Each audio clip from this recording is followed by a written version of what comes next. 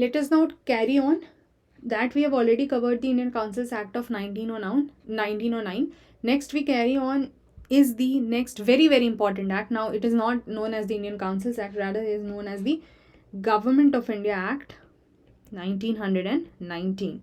Like we had another name for this, which was Molye Minto Reform. Similarly, on the basis of the names of the SOS, which is Secretary of State for India, and the Viceroy, we have another name for this particular act, which is Montagu Chelmsford Reforms. If you combine the names, you can also call it as Montford, so that you do not get confused. They can give you any option, and I'm just trying to give you all the possible things. Okay. So he was the SOS and he was the Viceroy. This much you will remember. अब इसके पहले कुछ चीज़ें हुई थी, ठीक है. A couple of things happened earlier. For example, if we see in the background, so 1917 में, of course you'll relate it much if you have done the history portion, but still, just for the sake of those who do not know anything, we can interrelate. British government had declared, and this they did for the first time, that now we want to have gradual introduction of responsible government. Representative government they already started to have, taking the Indians in the councils, both legislative and executive. But now they said we will also have the responsible government. And in the polity, I've told you what is responsible government. And for the first time they said, okay. So they can ask you that what was the purpose of coming up with GI Act 1919. The purpose was to have the responsible government. And the act was enacted and enforced in 1920. Enacted in 1919, enforced in 1921.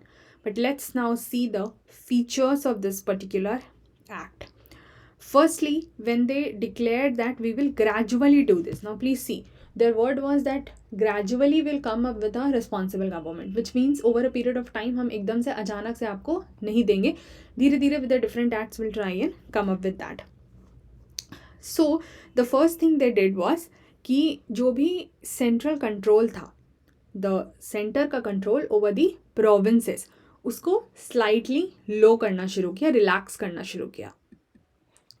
And how could they do this? Like how could they relax the control over the provinces? So what they did, to separate and demarcate, which means they clearly categorized that the center will have these subjects to take care over, and the provinces will have these subjects to take care over. For example, in the present scenario, we have in the 7th schedule of the constitution, we have the union list, state list and the concurrent list, which specifies that which subject will the center make laws over, which subject the state will make laws over, and which subject both can make laws over, right?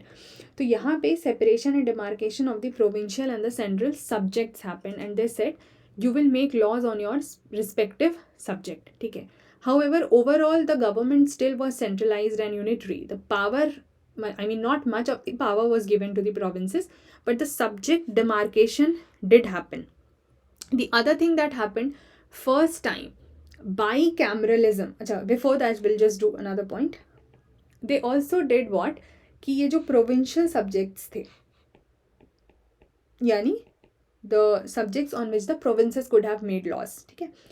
The provincial subject, इसको इन्होंने 2 category में divide कर दिया, transferred and reserved. Please remember, यहाँ से question आया हुआ है डायरकी. एक डायरकी हमने पहला पढ़ा था, dual rule, but this is not the dual rule. This is about the division of the subject into transferred and reserved lists, ठीक है, ऑफ द प्रोविंशियल सब्जेक्ट. अब यहाँ पे क्या हुआ, रिजर्व्ड मतलब of course something which will be very very important and significant.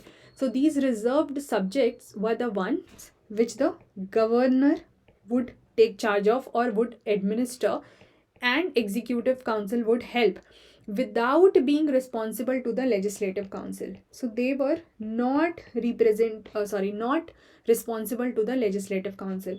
They have told here that we want to have the responsible government, introduce the responsible government gradually, but here they made very clear that there will be certain very important subjects which we call as the reserve subjects, and we are not letting the legislative council have questions over this, and we are not answerable to you or responsible to you for this. ठीक है, so important subjects. और बाकी जो रह गया, जो आपका transferred subject है, वो भी governor will do that, but with the help of the ministers who were responsible to the legislative council.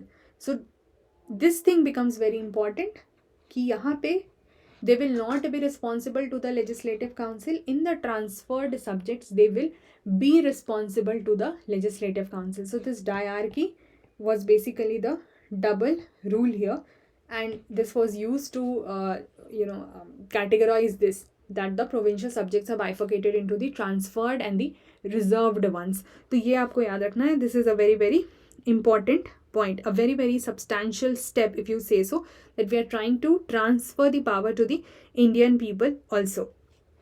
Another very important provision was bicameralism. What is bicameralism? I have taught that to you in polity. Having two houses. For example, presently in the parliament we have two houses, Lok Sabha and Rajya Sabha, and in the states, some states have bicameral legislature, which is legislative assembly and council, and majority of them have unicameral legislature, which is only the legislative assembly. But for the first time, bicameralism was introduced here. Okay, and also direct election was used. अब ये यहाँ पे क्या हुआ कि अब Indian legislative council, जो अब तक एक सिंगल काउंसिल थी, अब now it started to have two houses. So it will have a council of state which will be the upper house, and it will also have a legislative assembly which will be the lower house. तो ये system जो है वो introduce हुआ था government of India act 1919 से. ठीक है, and majority of these members of these houses were elected by direct election. Also viceroy की जो एग्जीक्यूटिव काउंसिल थी, यहाँ पे क्या बोला गया, that 3 of the 6 members of the executive council, 3 out of 6 members were supposed to be Indian. So more representation to Indians was given. ठीक है, यहाँ तक तो I think it should be clear. So what are the things you will actually all the things are important here, so I cannot even say that this you have to remember or this you cannot. Like, you will have to remember all of them. Moving on, the next point, if you see, earlier in the 1909 we have seen that communal representation, separate electorate, was for the Muslims. But now the separate electorate thing was expanded or extended to the other communities also. Now it included 6 Indian Christians, Europeans and Anglo-Indians. ठीक है, ये आपको समय के साथ याद रखना है, क्योंकि 1935 में again you will come across a couple of categories, तो इसलिए इस चीज़ को यहाँ पे बिल्कुल ही ध्यान रखेंगे. ठीक है, so this communal representation thing was extended. Another thing कि यहाँ पे वोटिंग, क्योंकि अब डायरेक्ट इलेक्शन भी हो रहा है, यहाँ पे फ्रेंचाइज की बात की गई, यानी वोटिंग की बात की गई. But for like presently we have the universal adult franchise, which is everyone above the age of 18, like everyone who is an adult, universal. So universally everyone who is an adult can vote, irrespective of your religion, caste, race, gender, etc. But that time it was limited franchise, if we say so, limited right to vote, and it was given to very few people on the basis of property. So they had kept certain criteria, property के basis पे, tax के basis पे और education के basis पर. ठीक है, ये एक चीज़ आपको याद रखनी है. और उन्होंने एक नई ऑफिस भी बनाई, although this point is not that important, लेकिन फिर भी, high commissioner for India in London. ठीक है, and some powers which were lying with the secretary of state, some powers went to this High Commissioner for India in London. But ठीक है, इसको just read and let it go. अच्छा, another important thing, a public service commission. ठीक है, इसके establishment की बात की गई. So it led to the establishment of Central Public Service Commission for the recruitment of the civil servants in 1926. Also, another important thing which happened here for the first time was separation of provincial budget from the central budget. Like we had the separation of the provincial subjects from the central subjects, okay, and then the provincial government could make laws on them. Similarly, the provincial budget was also separated from the central budget, and now the provinces had the power over the budget, making things and all, enacting and all of that for their own provinces. एक और चीज़ बोला गया कि एक commission जो है उसको हम अपॉइंट करेंगे ताकि जो भी ये सारी चीज़ें हैं उसको वो चेक कर सकें, उसको वो इंक्वायर कर सकें. Why do we, I'm just mentioning about the commission because when we do the next story, this will be a shorter story first before we go on to the 1935 act, ठीक है, क्योंकि उसी से related है सारी कहानी. And that अभी हम एक्ट्स पे ही फोकस करें, we are not doing modern Indian history as such, which I do once we finish the acts and couple of more topics.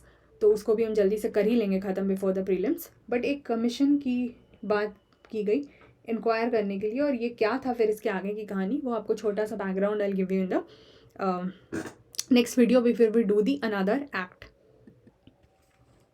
And many of the political experts and historians, if they try to analyze, especially the political experts, because it is more about the responsible government thing and the transfer of power and all of that. So they say that यहाँ पे कहने के लिए तो they had the transfer of power and say that we are giving the responsible government, जिसकी इन्होंने actually में यहाँ पे बात की थी, but it was not visible in the reality. So it was just for the a law-making body was there, but it was just not that sovereign. It was a kind of a non-sovereign body, and it did not have that much of a power which we had actually expected it to have. So this is all about the Government of India Act 1919. I repeat, this act is extremely important. The questions have come like a lot. Many questions have come from this topic. When I'll show you the PYQs, you'll understand it. So please do focus on this. Okay, I'll meet you in the next video then. Bye bye.